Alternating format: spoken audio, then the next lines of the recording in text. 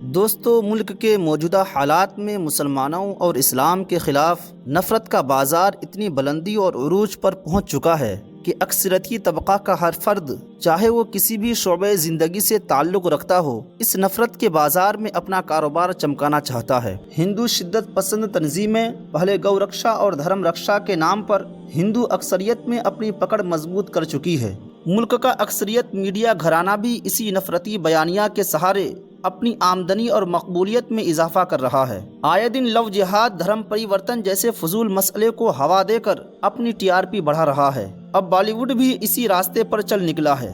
دا Kashmir files اور دا Kerala story جیسی propaganda فلمیں اور مسلمانوں کے خلاف نفرت پروسنے والی فلموں کی بے تحاشا کمائی سے ان کا حوصلہ بڑھ رہا ہے۔ دا کیرلا اسٹوری فلم کے بعد اب 72 حوریں فلم ریلیز کرنے کی تیاری میں ہے، جس فلم میں یہ دکھایا گیا ہے کہ دنیا میں جتنے بڑے بڑے دہشت گردانہ واقعات ماضی قریب میں ہوئے ہیں، جیسے امریکہ میں ورلڈ ٹریڈ سینٹر کی تباہی اور ہندوستان میں 26/11 کا دہشت گردانہ واقعات، یہ سب مسلمانوں کی کیا دھرا ہے۔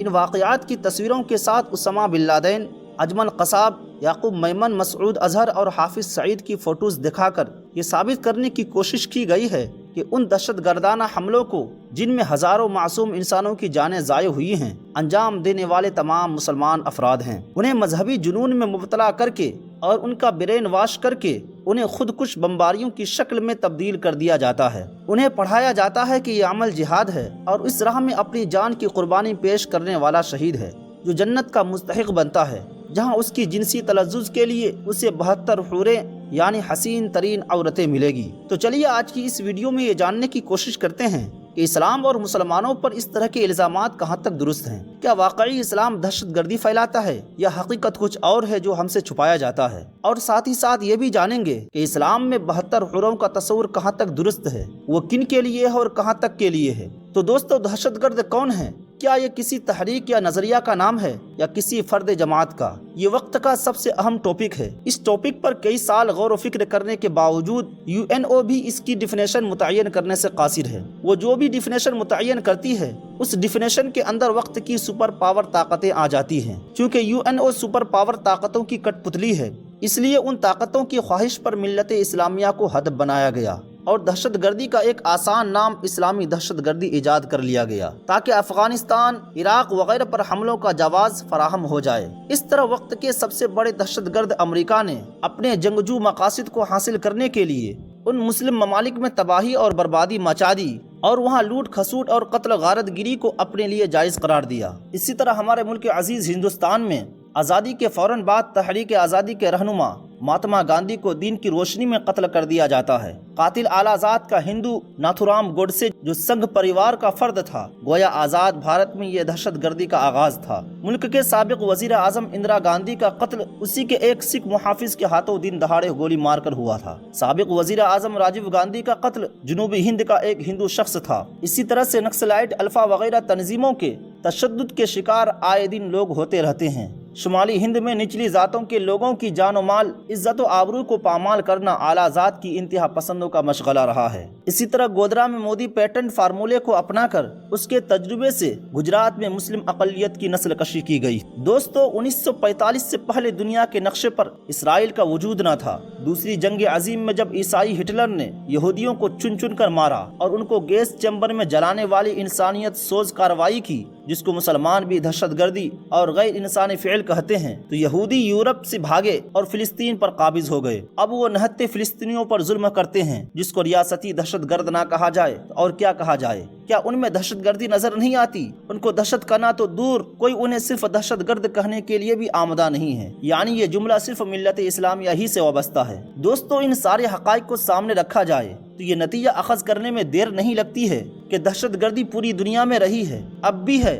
اور آئندہ بھی ہوتی رہے گی، اور اس میں ملوث ہر طبقہ فکر کے لوگ ہیں اور رہیں گے۔ جہاں تک اسلام کا تعلق ہے، یہ تو ایک عظیم مذہب ہے جو کہتا ہے کہ کسی بھی انسان کا قتل پوری انسانیت کا قتل ہے۔ دہشت گردی کے خاتمے کے لیے اگر بین الاقوامی ادارے اور بڑی طاقتیں دلچسپی رکھتی ہیں تو ان کو دنیا کے اندر سے ناانصافیوں کو ختم کرنا ہوگا۔ اسلام لفظ سلام سے نکلا ہے، جس کا مطلب ہے امن۔ چند بھٹکے ہوئے لوگوں کے ہاتھوں خود کش دھماکوں سے قیمتی جانوں کا ضائع تو بلا شبہ ایک بدترین دہشت گردی ہے۔ لیکن ریاستی سطح پر بین الاقوامی قوانین کی پرواہ کیے بغیر لاکھوں لوگوں کا قتل عام تو درندگی کے زمرے میں آئے گا۔ زمانے کی یہ تسلیم شدہ حقیقت ہے کہ جرائم اور جرائم پیشہ ور افراد کا کوئی مذہب نہیں ہوتا اور نہ ہی کوئی ملک ہوتا ہے۔ اسی طرح دہشت گرد کا بھی کوئی ذات، مذہب یا ملک نہیں ہوتا، مگر جب ملت اسلامیہ کا تعلق آتا ہے فوراً پیمانے بدل جاتے ہیں اور اس کی ہر حرکت و عمل کو مخصوص خوردبین سے دیکھا جاتا ہے کہ کس طرح اور کیسے اس کو بدنام کیا جائے اور اپنے مقاصد کی تکمیل کے لیے راستے ہموار کیے جائیں۔ اسامہ بن لادن کے گروپ کو امریکہ ہی نے روس کے خلاف افغانستان میں کام کرنے کی تربیت دے کر تیار کیا تھا۔ طالبان کو جنم دینے والا بھی امریکہ ہی ہے۔ جب ان لوگوں سے ان کا مقصد پورا ہو گیا تو وہ خود امریکہ کی نظر میں دہشت گرد بن گئے۔ چونکہ اب وہ امریکہ کے کام کے نہیں رہے، اس لیے امریکہ کا پروپیگنڈا ہے کہ ان سے پوری دنیا کو خطرہ پیدا ہو گیا ہے۔ اس طرح وہ اپنے ظالمانہ عزائم نیز ظلم و ستم کو جائز قرار دینے کے لیے جواز فراہم کر لیتا ہے۔ اور اگر یہ تسلیم کر بھی لیا جائے کہ ان واقعات میں ہماری قوم یعنی مسلمان کے کچھ نادان، ناسمجھ یا جنونی نوجوان شامل ہے تو ان کا تناسب بہت ہی کم ملے گا۔ ان کو کسی خاص مذہب سے جوڑ کر دیکھا نہیں جا سکتا، بلکہ دیگر مجرمین کی طرح وہ بھی مجرم ہیں۔ ان معاملات میں انصاف کا تقاضا یہ ہے کہ کسی کا جرم ثابت ہونے پر انہیں سخت سزا دی جائے تاکہ لوگوں کے لیے باعث عبرت ہو۔ دوستو، اب آتے ہیں اس 72 حور والی ٹاپک پر کہ جنت میں 72 حوریں ملے گی، اس کی کیا حقیقت ہے جس کا اتنا دھنڈورا پیٹا جا رہا ہے۔ تو دوستو، اسلامی نقطۂ نظر سے دنیا امتحان گاہ ہے۔ یہاں انسان جیسے جیسے کام کریں گے ان کا بدلہ مرنے کے بعد برپا ہونے والی دوسری دنیا میں پائیں گے، جسے ہم آخرت کہتے ہیں۔ دنیا فانی ہے اور آخرت ہمیشہ باقی رہنے والی ہے۔ دنیا میں جو لوگ اچھے کام کریں گے وہ ان کا بدلہ آخرت میں جنت کی شکل میں پائیں گے، جہاں ہر طرح کی نعمتیں ہوں گی، اور جو لوگ یہاں برے کام کریں گے انہیں آخرت میں ان کا بدلہ جہنم کی شکل میں ملے گا، جس میں ہر طرح کی تکلیف دہ چیز ہوں گی۔ قرآن و حدیث میں جنت کی نعمتوں اور جہنم کی سزاؤں کا تذکرہ بہت تفصیل سے بتایا گیا ہے، لیکن وہ محض تقریب فہم یعنی سمجھنے کے لیے ہے۔ کوئی شخص ان کی حقیقت کا ادراک نہیں کر سکتا، اس لیے کہ انسانی عقل ان کو سمجھنے سے قاصر ہے۔ حدیث پاک میں کہا گیا ہے کہ جنت میں ایسی ایسی نعمتیں ہوں گی جنہیں نہ کسی نے آنکھ سے دیکھا ہوگا، نہ کسی نے کان سے سنا ہوگا، اور نہ وہ کسی کے حاشیے خیال میں آئی ہوں گی۔ قرآن و حدیث میں حوروں کا بھی تذکرہ ہے۔ اس سے مراد خوبصورت عورتیں ہیں۔ جیسے دنیا میں مردوں کے لیے عورتیں اللہ تعالیٰ کی نعمت ہیں جن سے لطف و سرور حاصل ہوتی ہے، اسی طرح اللہ تعالیٰ اہل ایمان مردوں کو جنت میں بھی اس نعمت سے نوازے گا۔ حوروں کا بس یہ تصور ہے جو قرآن مجید اور صحیح احادیث سے ثابت ہے۔ قرآن میں حوروں کی تعداد کا کہیں ذکر نہیں ہے۔ بعض صحیح احادیث سے معلوم ہوتا ہے کہ ہر مرد مومن کو جنت میں 2 حوریں ملیں گی۔ محدثین نے لکھا ہے کہ جیسے قرآن میں 2 جنتوں اور 2 چشموں کا تذکرہ ہے، اسی طرح 2 بیویوں کا بھی ذکر کیا گیا ہے۔ جہاں تک 72 حوروں کا تعلق ہے اس کا تذکرہ کسی صحیح حدیث میں نہیں ہے۔ یہ بات درست ہے کہ بہت سی احادیث و روایات میں 72 حوروں کا ذکر ہے، یہی نہیں بلکہ بعض احادیث میں 100، 500، 4000 بلکہ 8000 حوروں کا ذکر ہے۔ لیکن یہ تمام احادیث ضعیفہ ہیں، بلکہ ان میں سے بہت سی موضوع یعنی من گھڑت حدیثیں ہیں۔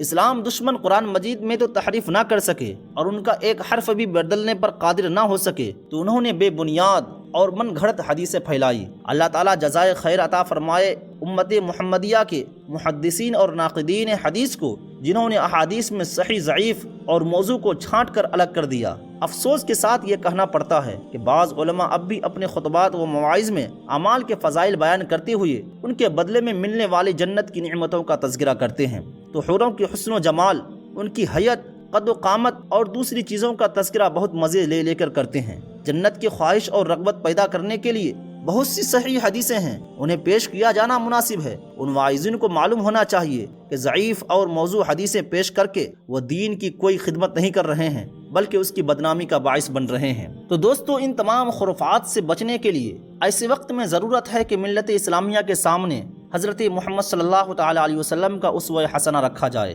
کہ آپ نے نبوت کی ابتدا 15 سالوں میں کس طرح اخلاص کے ساتھ دعوت و تبلیغ کا کام انجام دیا اور اپنے عمل و کردار سے لوگوں کے دل جیت لیے، ان کے دل اور دماغ پر حکومت کی، پراگندہ معاشرے کو صالح معاشرے میں تبدیل کر دیا۔ اسلام ملت اسلامیہ سے ہی مطالبہ کرتا ہے کہ وہ اپنے عمل و کردار سے لوگوں کے دلوں کو جیت لیں۔ دراصل یہی اس ملت کا مقصد وجود ہے۔ اس فریضہ سے غفلت کے نتائج دنیا و آخرت دونوں جگہ خطرناک اور بھیانک ہوں گے۔ تو دوستو، اگر ویڈیو اچھی لگی ہو تو ویڈیو کو لائک کریں، اور اگر آپ ہمارے چینل پر نئے ہیں تو چینل کو سبسکرائب کرتے ہوئے بیل آئیکن کو ضرور دبائیں۔ ملتے ہیں پھر ایک نئے ویڈیو کے ساتھ۔ خدا حافظ۔